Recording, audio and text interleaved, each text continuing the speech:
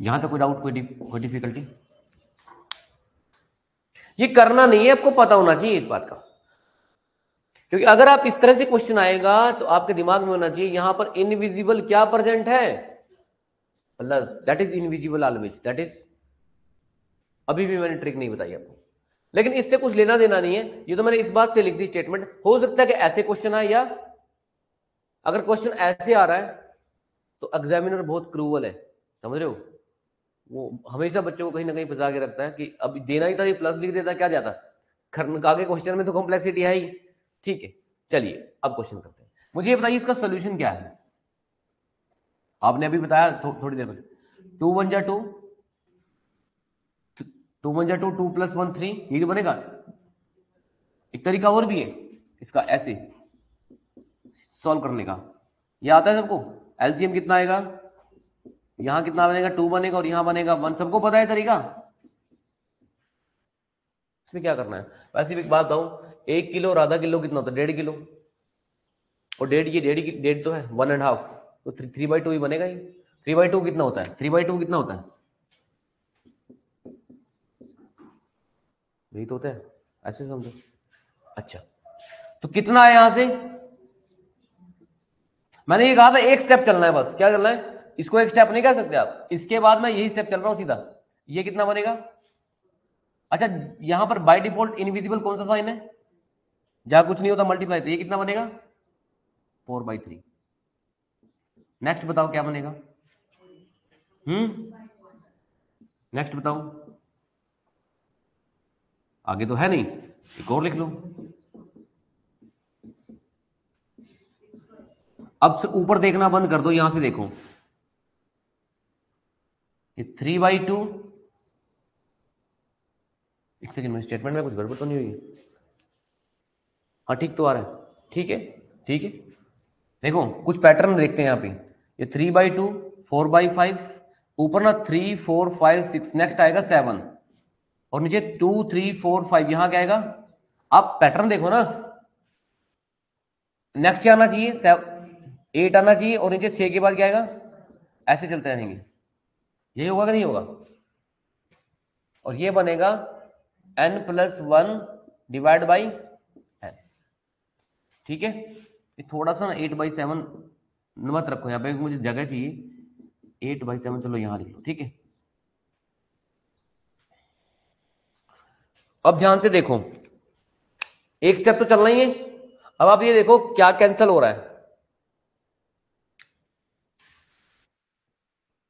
3 cancel हो रहा है, 4 कैंसिल हो रहा है, 5 कैंसिल हो रहा है, 6 कैंसिल हो रहा है, 7 कैंसिल हो रहा है, 8 कैंसिल हो रहा है, ये कैंसिल हो रहा है, ये कैंसिल हो रहा है, ये कैंसिल हो, सब सभी कैंसिल हो गए, फिर तो क्या बचेगा यहां से, ये कैंसिल नहीं होगा, ये ऐसे ना थोड़ा स्लाउंड, टेढ़ा टेढ़ा कट रहा है, ये वैल्यू इससे कट रही है, ये इससे कट रही है, ये इससे कट रही है, लास्ट में ये वैल्यू बचेगी, तो इसके बाद तो बचेगा नहीं ना, कि लाइन से तो बाद कोई टर्म है ही नहीं, तो इसका आंसर आएगा ऊपर से, ऊपर क्या बचा, और नीचे ये क्या बचा हुआ इधर,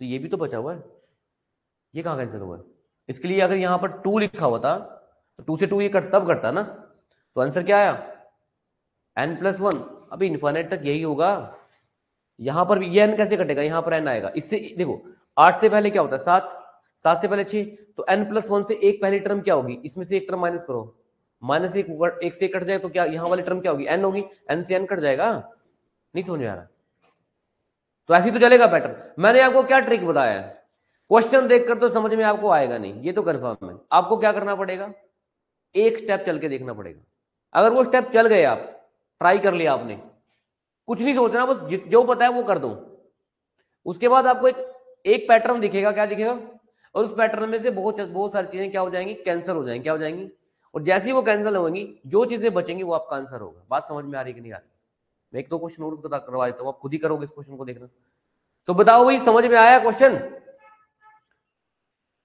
तो इस तरह का अगर कोई क्वेश्चन आपको मिलता है सिंपल, तो आपको ये ट्रिक अप्लाई करनी है, नोट कर लो, एक क्वेश्चन मैं आपको और दे देता हूं।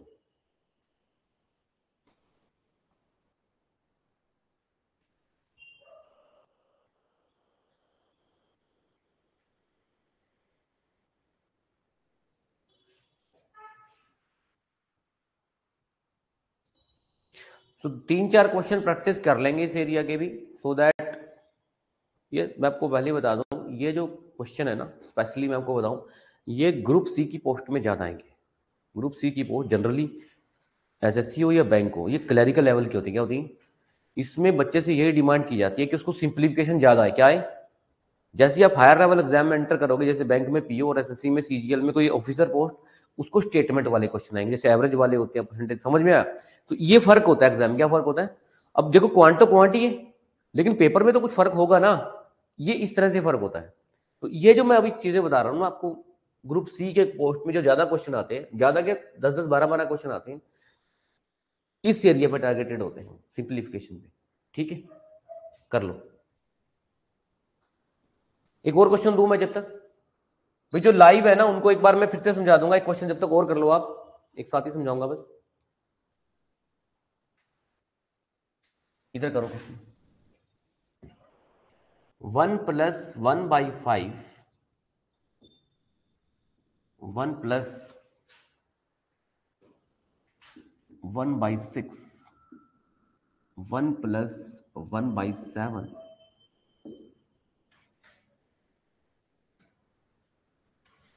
ये इन्फिनिट तक जा रही है। 1+1/n।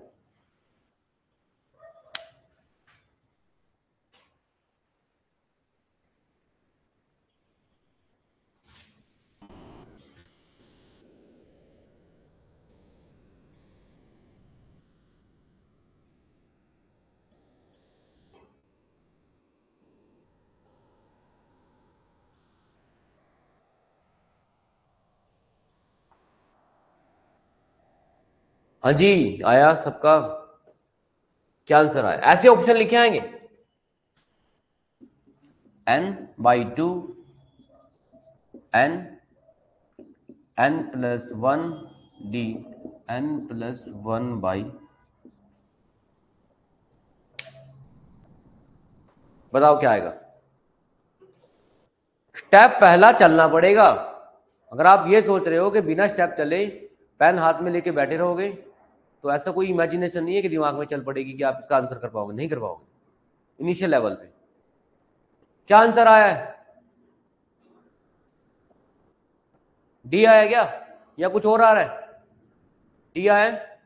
तो मुझे लगता है आप कितने भी प्रैक्टिस कर लो, आपको स्टेप समझ में आ गई होगी। जब ये क्वेश्चन आपको देखने को मिलेगा, तो आपका ट्रिक नंबर 1 ये है कि आप एक स्टेप कर लो। एक स्टेप जैसे ही करोगे, 2 1 2, 3/2, 4/3, ये इस तरह चलता रहेगा। और जो ये टर्म जब कैंसिल होंगी, तो डायरेक्ट बता रहा हूं, n+1 बन रहा है ना यहाँ से, तो n+1 जब बनेगा, n+1 ऊपर आएगा और ये टर्म बचेगी हमेशा यहां वाली स्टार्टिंग में। तो क्या बचा? n+1/2। डायरेक्ट क्वेश्चन देखा और उसका अब करके देखोगे तो एक्यूरेसी बढ़ती है, क्योंकि अगर आप दिमाग में ही सोल्व कर रहे हो इस चीज को, तो कहीं ना कहीं हो सकता है आपका एरर आ जाए। ठीक है, तो आप बाई चांस बच्चे सोचते हैं लास्ट टर्म बचेगी n+1, क्या बचेगी? तो ऑप्शन में जाके चेक कर लेंगे, n+1 होगा, और बाई चांस ए लिखा हुआ तो और भी कुछ सोचेंगे ये रहा n+1। एक्चुअल में उनको ये 2 नहीं दिखेगा उस टाइम, और ऑप्शन में n+1 लिखा होता है कई बार। इसके लिए एक्यूरेसी कैसे बढ़ेगी? आपको ये स्टेप करके ही देख लेना चाहिए। क्या देखना चाहिए? क्योंकि 10 सेकंड तो मिलते ही हैं क्वेश्चन को, या वो भी नहीं देने। मैं कोचिंग ले रहा हूं, मैं पेपर को 15 मिनट में कर दूंगा, ये क्या मतलब हुआ? 2 घंटे तो है ही, तो टाइम दो उसको। यहां क्या हुआ? डायरेक्ट कैसे किया? ये n+1 टर्म आएगी यहां पर, और यहां पर n+1 के साथ यहां डिवाइड बाई 5 बचेगा फिर, आई थिंक, है ना? तो डायरेक्ट n+1 क्या आएगा? ये क्या आएगा? 6/5। ये क्या बन रहा है? 7/6। ये क्या बन रहा है? अब पैटर्न समझ में आ गया होगा आपको। 6 7 8, यहां क्या आएगा? और ये 7 के बाद तो यहां पर n+1 डिवाइड बाई n ही आएगा। ये कट रहे हैं देखो, सेम। तो जब ये क्वेश्चन आपको इतनी बड़ी स्टेटमेंट मिल रही है, तो डायरेक्ट n+1 यहां पर आ जाएगा, और ये वाली टर्म जो बच रही है वो यहां पे आ जाएगी। इसका आंसर क्या हो जाएगा? किसी को कोई डाउट, कोई डिफिकल्टी तो बताइए।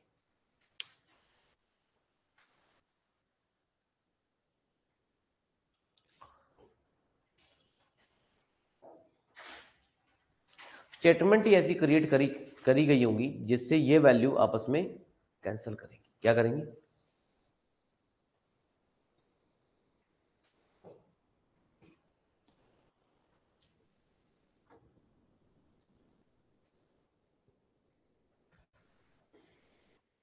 लाइव वाले स्टूडेंट्स किसी को डाउट तो नहीं है भाई? एक बार ज्वाइन करके देखना, ये वॉइस ठीक आ रही, दिख ही नहीं रहा मुझे कोई इसमें लाइव। टॉपिक का नाम लिखो, यहां पर सब टॉपिक बना लो इसको, सिंप्लीफिकेशन क्वेश्चंस। क्या लिख लो? Simplification question. और इंपॉर्टेंट लिख दो, आगे लिख लो important for group C exams, important for group C. अगर आप कोई क्लरिकल लेवल का पेपर देने जा रहे हो तो उस सिचुएशन में आप ये क्वेश्चन प्रैक्टिस जरूर करना। समझ में आया? Depending upon the question, depending upon the exam आपकी प्रिपरेशन डिसाइड होती है। आप क्लरिकल के पेपर में जा रहे हो और तैयारी आप पीओ के लेवल की करके, ये क्लियर है बात? पीओ का बच्चा तो तैयारी कर रहा है, वो क्लरिकल नहीं निकलेगा, ये तो कंफर्म समझते होंगे आप बात। जो बच्चा आईएएस की तैयारी कर रहा है जरूरी नहीं है इसको क्लरिकल निकल जाएगा, होगा बड़ा एग्जाम आईएएस, लेकिन सिलेबस तो अलग अलग है। तो depending upon the type of question, depending upon the requirement of exam आपकी प्रिपरेशन होनी चाहिए। प्रिपरेशन का मतलब जो आप रोज काम कर रहे हो वही आपका पेपर होना चाहिए।